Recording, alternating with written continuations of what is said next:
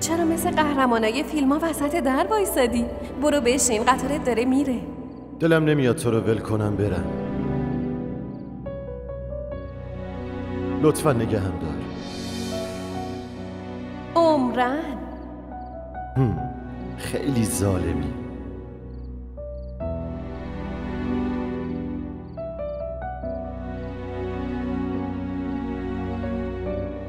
چرا نگهت نداشتم؟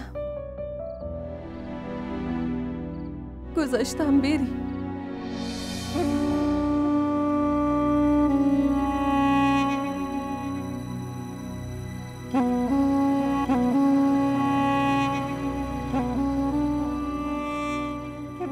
برای اینکه عادت داری حرفتو به کرسی بشونی.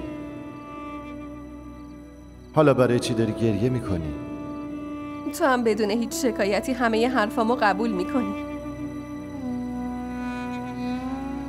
آخه کیا اینطوری تو راه ول میکنن میرن اسمی؟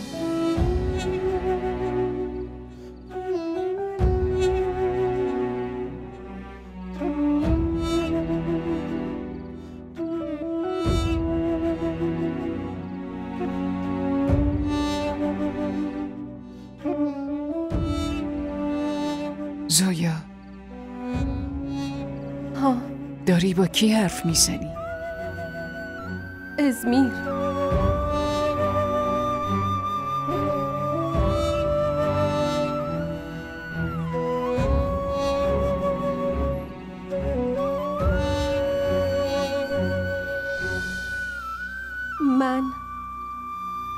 من ازمیر رو نکشتم. نمیدونم اون کجا رفت. من چطوری میتونم بکشمش؟ من خیلی دوستش دارم. من نکشتمش. برای چی رفت؟ کجا رفت؟ सजना वे दिल नहीं लगदा वे तेरे बाजू दुनिया तो कुछ नहीं सजदा वे रावो चकलो के तेरा कर